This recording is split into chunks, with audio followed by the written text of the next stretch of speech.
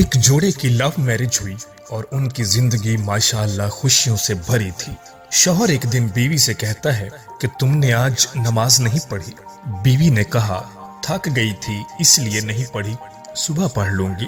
شوہر کو یہ بات بہت بری لگی مگر بیوی کو کچھ نہ کہا، خود نماز پڑھی، تلاوت کی اور سو گیا۔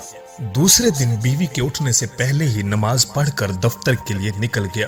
بیوی اٹھی، شوہر کو نہ پا کر بہت پریشان ہوئی کہ اس سے پہلے ایسا کبھی نہیں ہوا۔ پریشانی کے عالم میں بیوی نے شوہر کو فون کیا مگر کال اٹینڈ نہیں ہوئی۔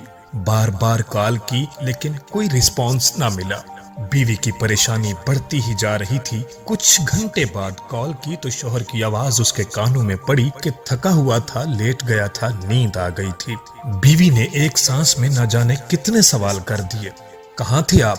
کتنی کالز کی میں نے آپ کو، آپ جواب نہیں دے سکتے تھے؟ پتہ ہے یہ وقت مجھ پہ کیسے گزرا؟ آپ کو ذرا خیال نہیں؟ کم سے کم بتا تو سکتے تھے، کیا 2 منٹ کی کال کر کے بتا دیتے تو کتنی تھکاوٹ بڑھ جاتی آپ کی۔ مجھ سے ذرا بھی پیار نہیں ہے آپ کو۔ شوہر نے تحمل سے جواب دیا، کل آپ نے بھی تو اس پاک ذات کی کال کو نظر انداز کیا۔ کیا آپ نے حی علی الفلاح کی آواز سنی تھی؟ وہ اللہ کی کال تھی جو آپ نے تھکاوٹ کی وجہ سے نہیں سنی۔ اس وقت بھی 5 منٹ کی بات تھی۔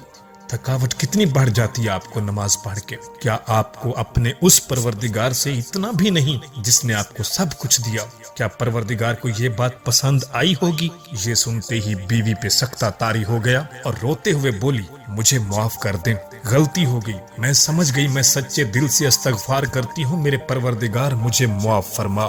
ناظرین، سچا شریک حیات وہی ہے جو آپ کو دنیاوی تحفظ اور خوشیوں کے ساتھ ساتھ آخرت میں بھی سرخرو کروائے اور آپ کے ساتھ کھڑا ہو اور آپ کو بھٹکنے سے بچائے رکھے۔